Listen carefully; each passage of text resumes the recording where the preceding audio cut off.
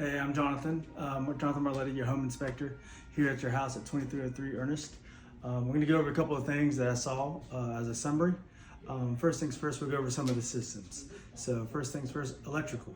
Electrical is good. It's pretty good. It's up to date. You have a newer panel in there. I observed a lot of some of the cloth wiring, but pretty much all of it's been deleted and disconnected. So you still have some of the stuff that you're going to see that looks like cloth wiring, but note that most of it is deleted and it's gone and it's been disconnected. So your panel is good too. Your service entry is new as well. When it comes to water, your plumbing system is all CPVC. There is one small section of cast iron, which is wild because it all comes to that cast iron. So you have PVC, which is what you need for your drain lines, to one little section of cast iron in your crawl space, but back down to PVC. So imagine PVC from your house to your road, which is the expensive thing, so it looks like it's been updated. But we do need to kind of get rid of that cast iron because it is corroded and it's rusting. Everything else was CPVC for your supply lines and distribution lines, which looks good. That's what you wanted to be. Looked all through your crawl space. We'll go over HVAC system. It's newer. You're good. It's up there. Your handler's up there in the attic. You have to change your filter up there. There's a small service platform. It needs to be bigger per code, but at the same time, you can still get up there and change your filter through there. You have your AC condenser outside. It's in good shape. They've been taking good care of it. We'll get to your roof. Now your roof was, I think last time was 2011 was the last permit pulled for it. So likely that was when your roof was replaced.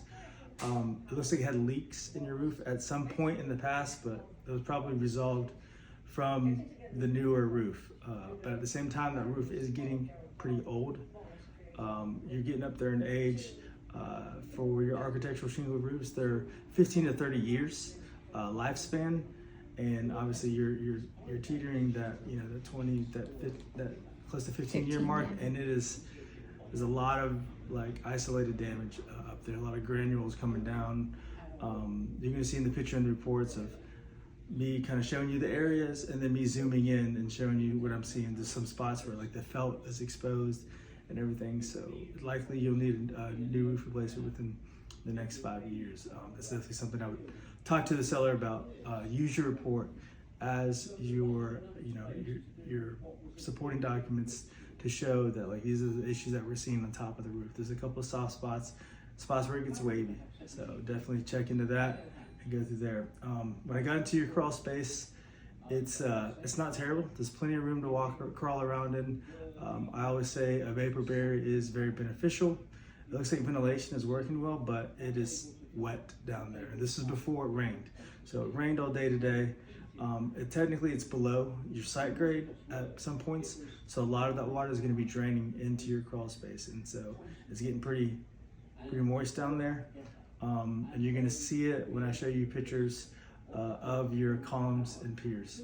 So your concrete block there, they've done updates. I think they did it in just this past couple of years.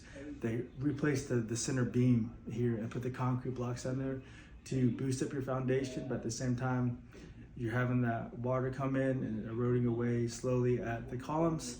So that's something that it's not moving. You're not seeing a ton of movement in the house, but you want to make sure you can mitigate that by ways of encapsulation, ways of ventilating it, a little bit better down there. I mean, it's still pretty good, and ways of diverting water away from the house. There's a lot of pooling water around your house. They've kind of done what they could do with the gutter system. They put the gutters and it pushes that water away, but you're getting pooling water all around your house. And so that's something you'll want to address when it comes to the landscaping, the side grade, and ways you can improve that. The attic, I just got out of the attic. The attic is good, not any leaks anywhere, any active leaks, and it was currently raining while I was up there. So no current active leaks. You have newer ductwork. You do want to make sure some of that stuff is a little bit more supported. You have a little bit of that microbial growth on some of the ductwork and the handler, but that's mainly because it's an unconditioned space.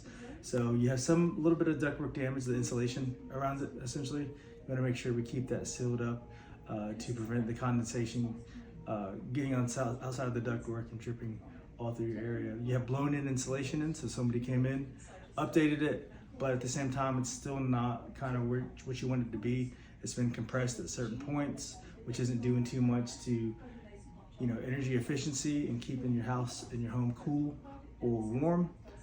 So I definitely like to see some more insulation blown in there, maybe fluffed up a little bit in some of those areas that it's compressed. You have one section over by the chimney where they had a leak in the past, and you do have a little bit of evidence of some drywood termite damage. There's nothing active. There's nothing, going on. I didn't see any live bugs today. I didn't see any things.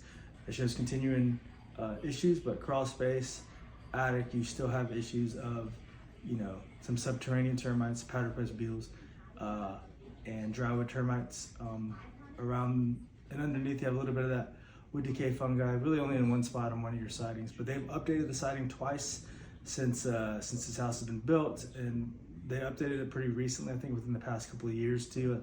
I'll pull it up I have it on the permits, so you'll see it on the permit record. Other than that, it's a pretty good house. Obviously, there's things you can do here and there, but I want you to pay attention to your report. Focus on it. Use Sydney as your guide. She's seen a ton of these reports.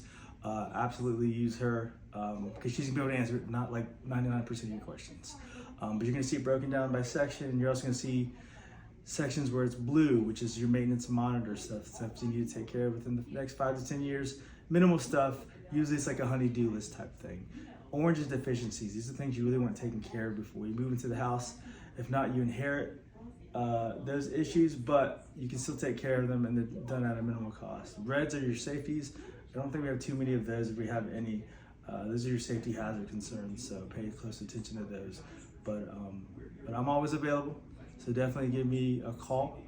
Like I said, use Sydney first because she can answer most of your questions. But absolutely give us a call.